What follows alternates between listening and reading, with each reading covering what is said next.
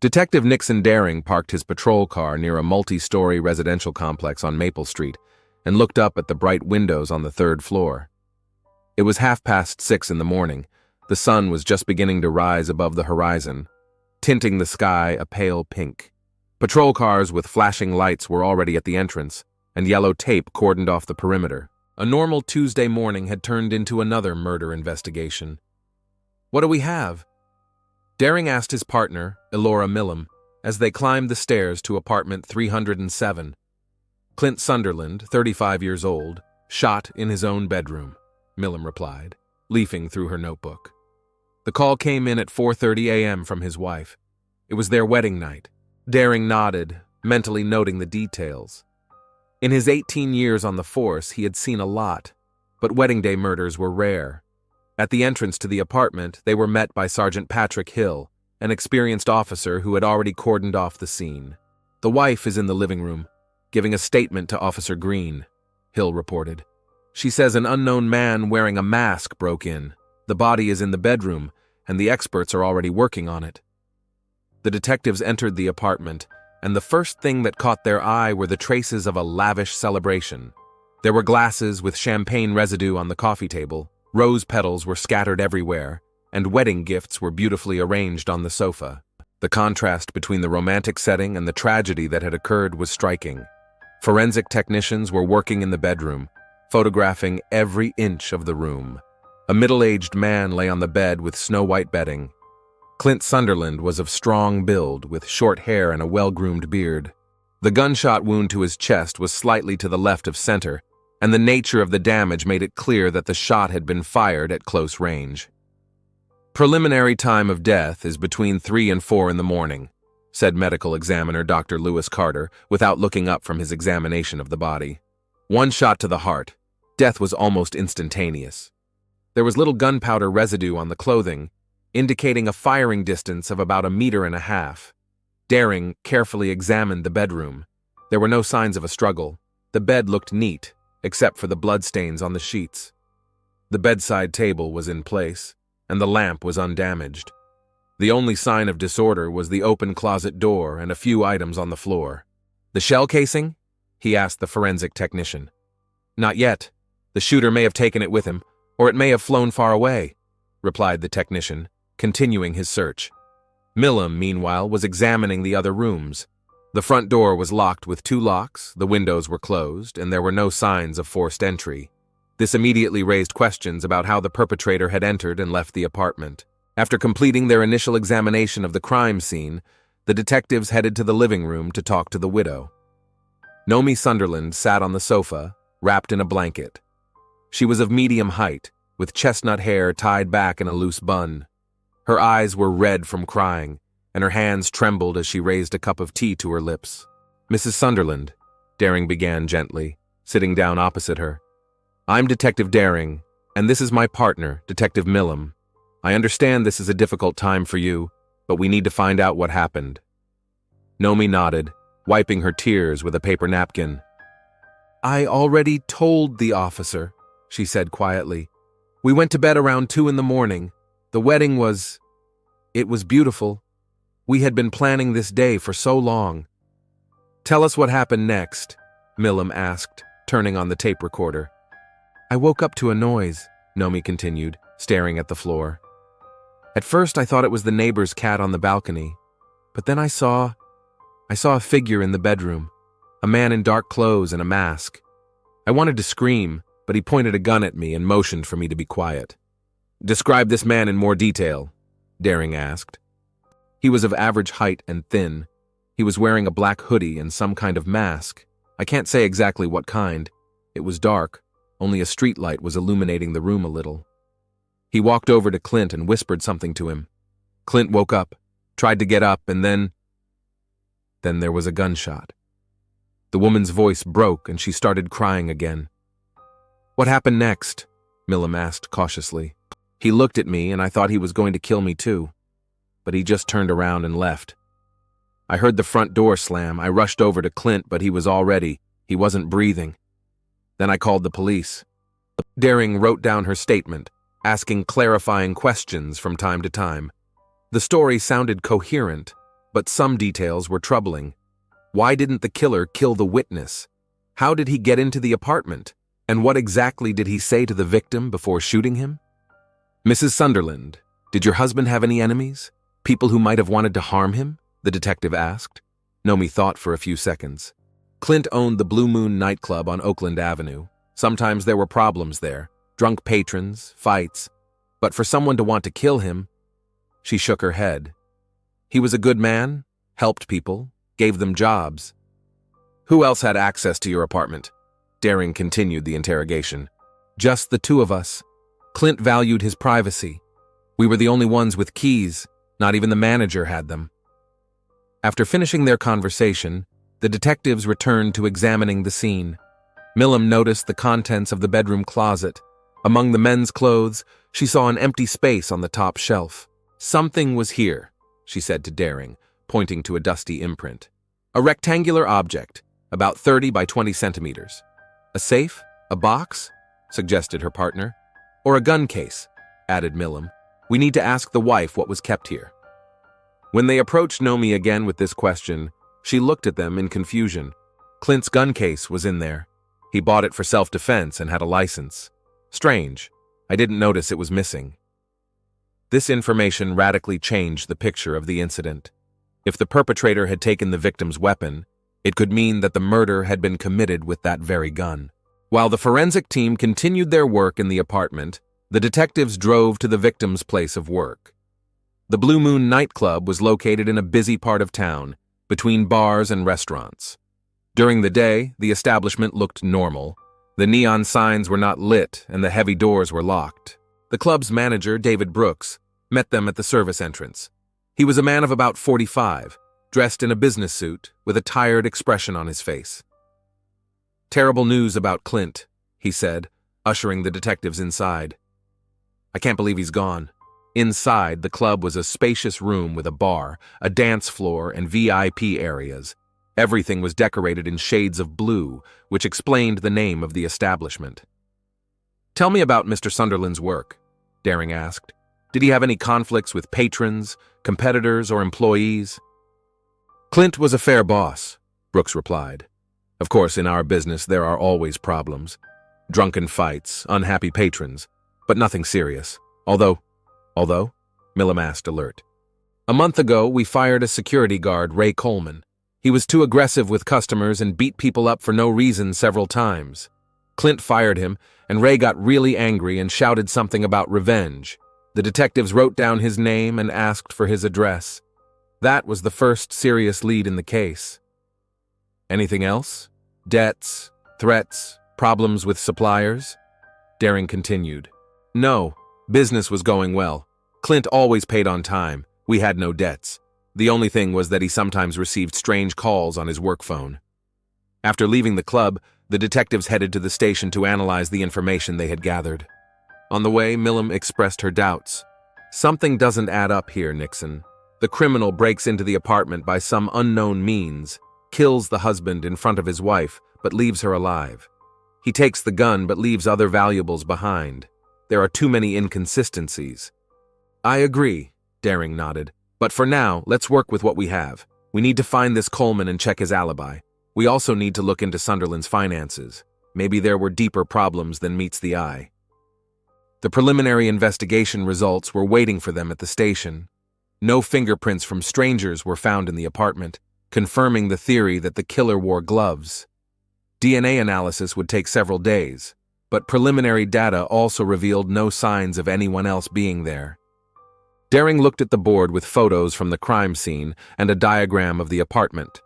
The owner of a nightclub, killed on his wedding night by an unknown assailant wearing a mask. The case promised to be difficult. But experience told him that in the world of organized crime, there are always people willing to solve problems using radical methods.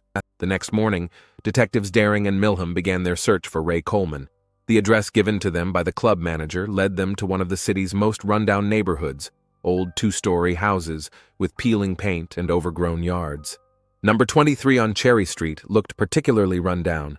Broken steps, a crooked mailbox, and windows covered with tape. A perfect place to hide after a murder, Daring muttered as he climbed the creaky steps.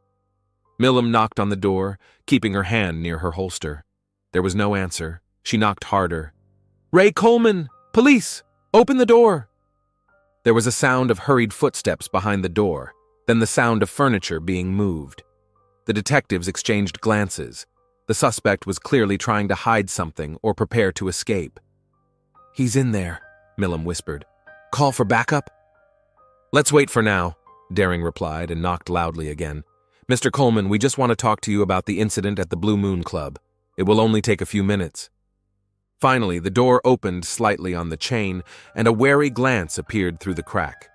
Ray Coleman was a tall, thin man in his late 20s, with an unshaven face and nervous movements. He was wearing a wrinkled t-shirt and stained jeans.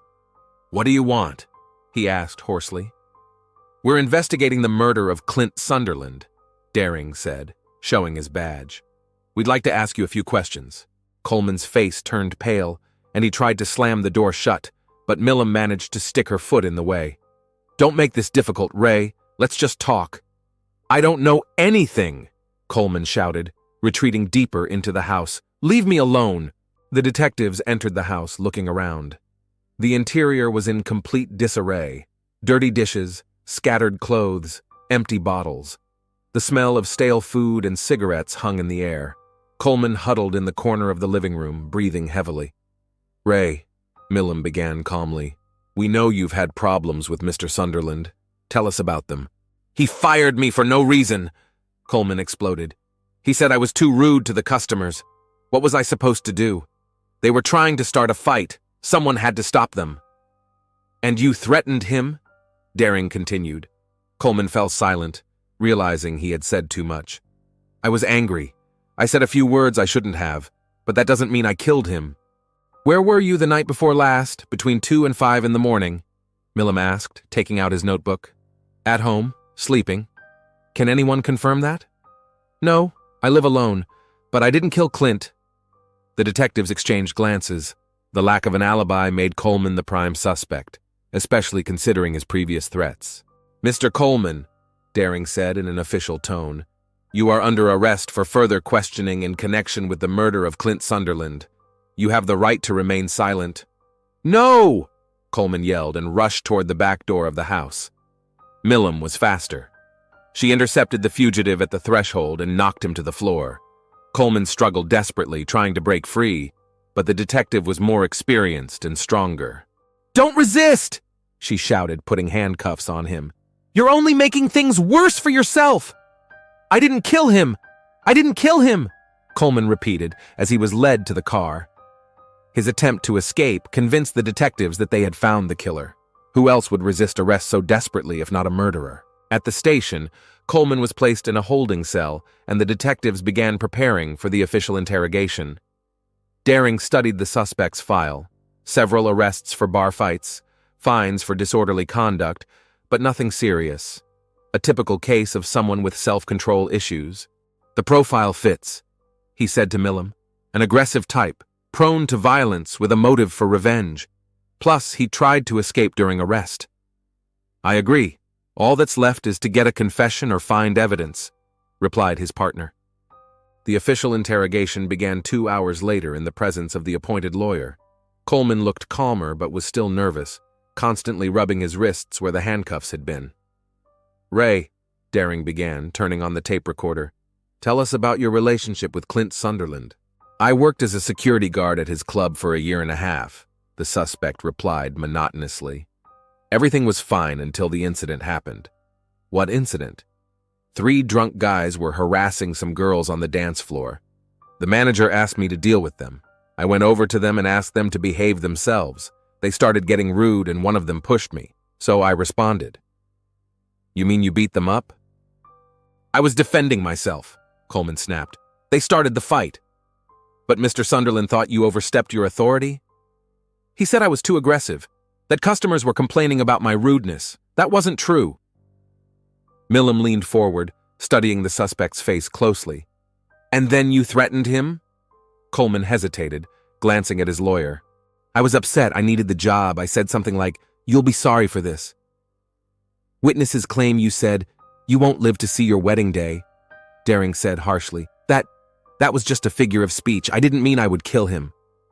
But he didn't live to see his wedding day. In fact, he was murdered on his wedding night. Coleman turned even paler. I didn't know when his wedding was, and I didn't kill him.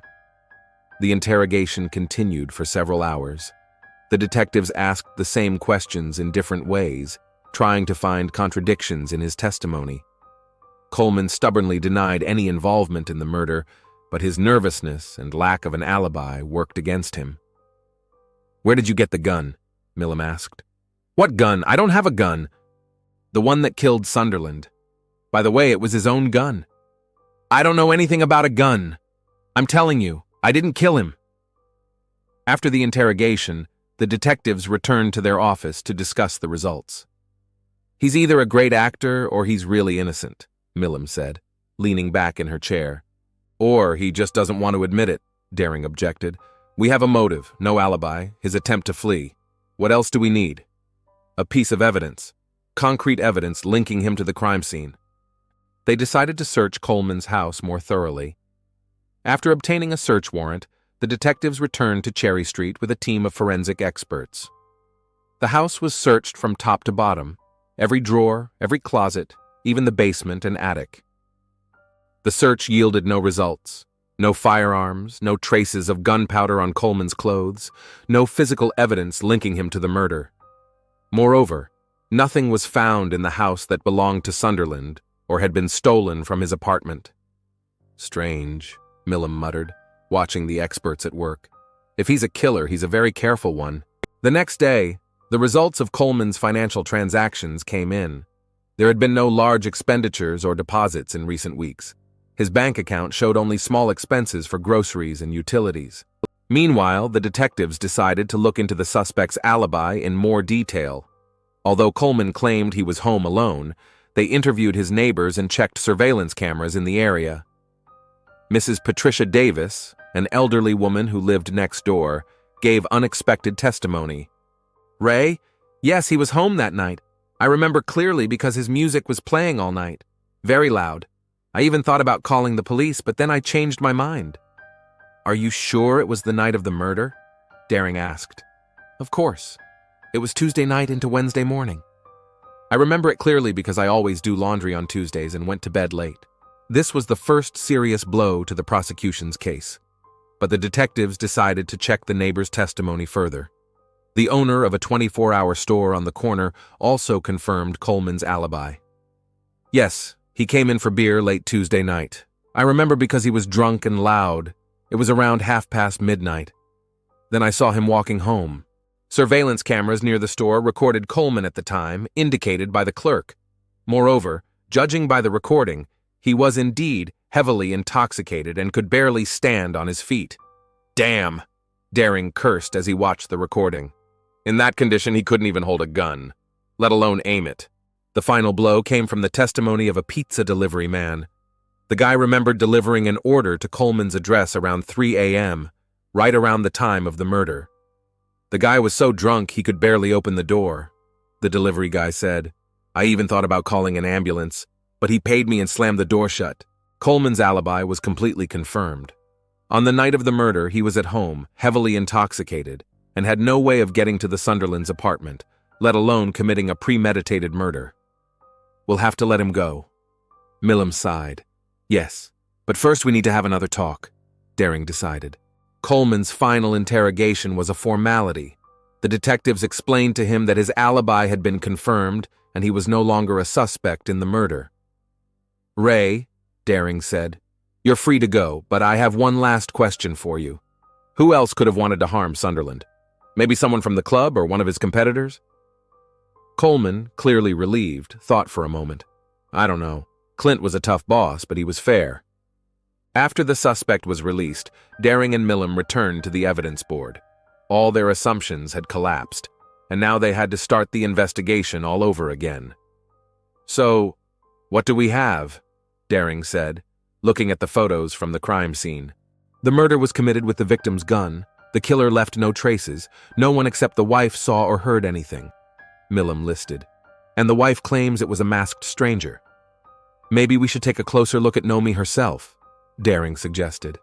It's too early for that. We have no motive for murdering your own husband on your wedding night. Plus, she looked genuinely distraught. Then what? A random robbery?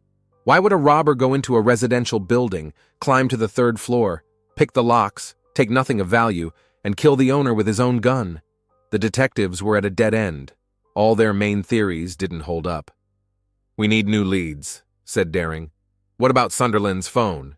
"We haven't cracked it yet. Modern security, it'll take time." "Then let's speed up the process. There might be something important there." Daring contacted the IT department and asked them to make hacking the phone a priority. The technicians promised results within a day or two. "We'll wait," Millam concluded. "In the meantime, let's study the club's financial documents and Sunderland's personal files. Maybe we'll find some clues there." The day ended without any significant results. The detectives felt like they were missing something important. But they didn't know what. The wedding night murder remained a mystery, and the victim's phone was their only hope for progress in the investigation. On the morning of the third day of the investigation, Daring received a long-awaited call from the IT department. Computer forensics expert Michael Stark reported that they had finally managed to hack into Clint Sunderland's phone. "We have full access to his correspondence," Stark said when the detectives arrived at the technical lab, "and I have to say, some of the messages may interest you." The lab was a room filled with monitors and servers. Stark, a thin man with glasses, led the detectives to his workstation, where the contents of the victim's phone were displayed on the screen. "Look here," he said, pointing to a folder of messages. "Over the last 3 months, Mr. Sunderland has been actively corresponding with someone named Charlotte Raymond. Judging by the nature of the messages, they were in a romantic relationship." Daring and Millam leaned over the screen. The correspondence was quite candid: declarations of love, plans for meetings, intimate photos. But the most important messages were the last ones, dated the day of the wedding. "Clint, I can't wait any longer. You promised you'd tell her the truth after the honeymoon, but I'm tired of these games," Charlotte wrote at 6:30 in the evening. Clint's reply came an hour later. "I understand you, sweetheart, but today is our wedding day. I can't ruin everything. Give me a little more time." "Time? We don't have time. I'm pregnant, Clint, and this baby can't wait for your convenient moments." Charlotte's last message was sent at 8 p.m. Clint did not respond to this message. "Damn it," Millam muttered.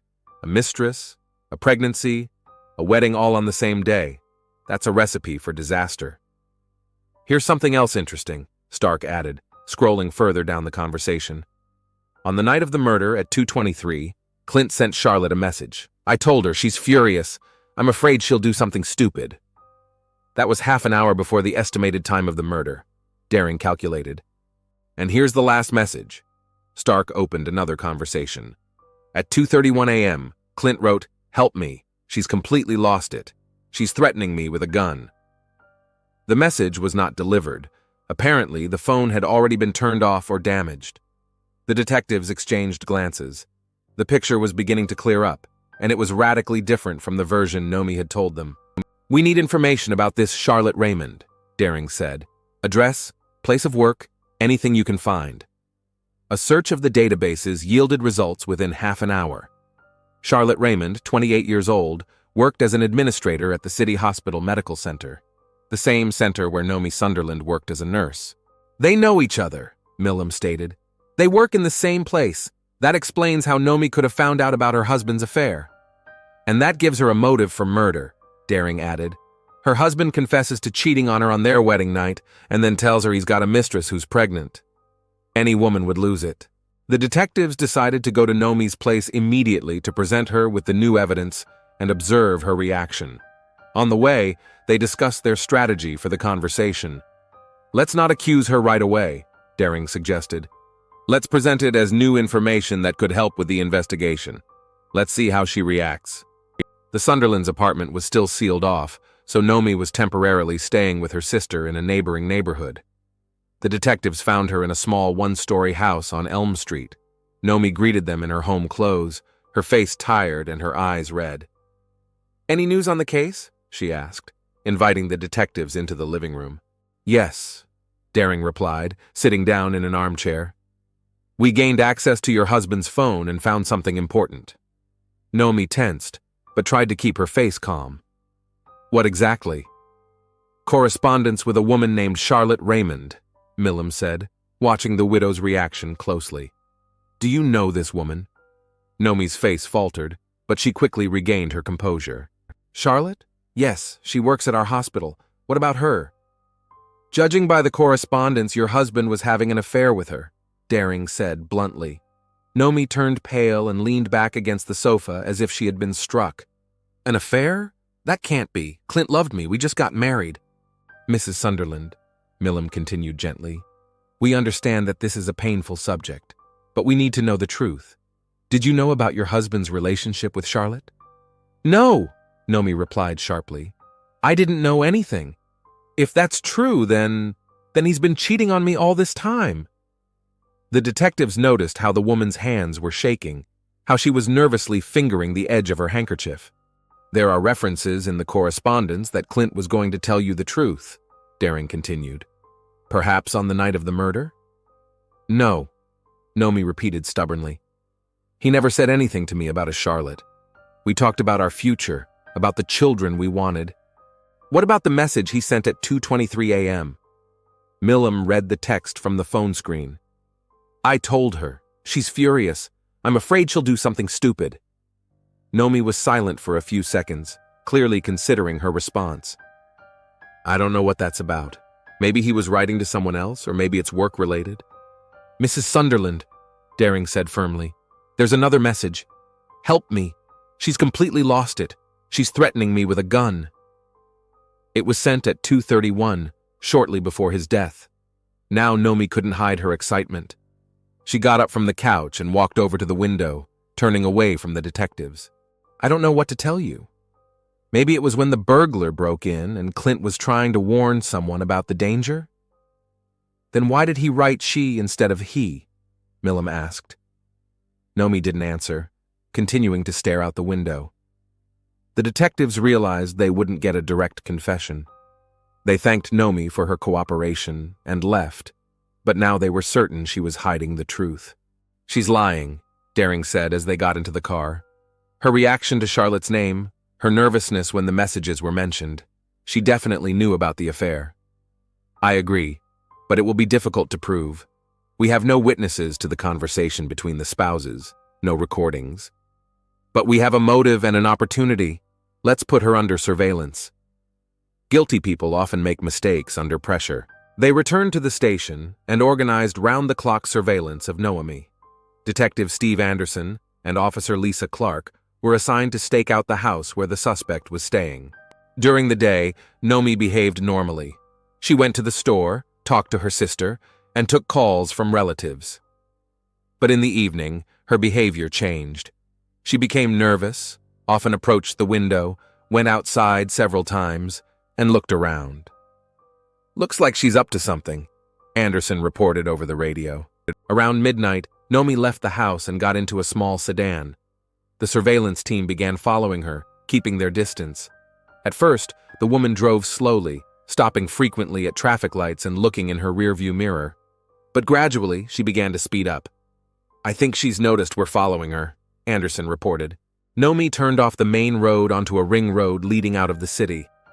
Now she was driving well above the speed limit, clearly trying to shake off her pursuers. Daring and Millam, having received word of the chase, immediately drove out to provide backup. They coordinated the actions of all vehicles involved in the operation via radio. All units, the suspect is traveling on Highway 101 toward the state line, Daring reported. Speed exceeded, possible attempt to evade justice. Nomi continued to accelerate, endangering herself and other road users. She overtook cars in the opposite lane, ran red lights, and ignored speed limits. Speed is 120 kilometers per hour and rising, Anderson reported, requesting permission to deploy spike strips. Authorized, Daring replied. But be careful, we don't want any casualties. Ahead, on a straight stretch of road, police had set up spike strips. The plan was to puncture Nomi's tires and force her to stop. But at the last moment, the woman noticed the obstacle and swerved sharply to the left, trying to avoid the trap.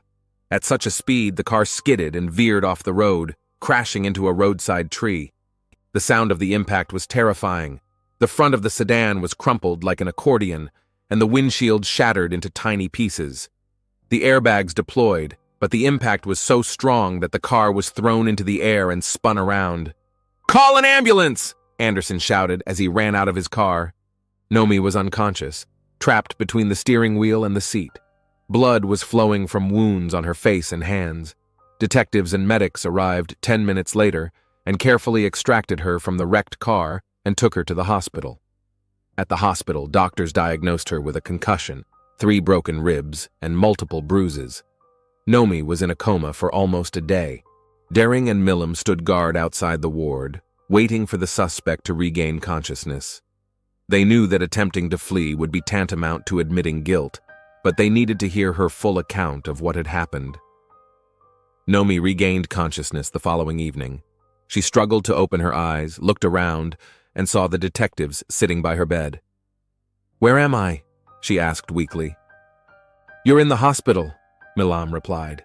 "You were in an accident. Do you remember what happened?" Nomi tried to sit up, but the pain in her ribs forced her back down.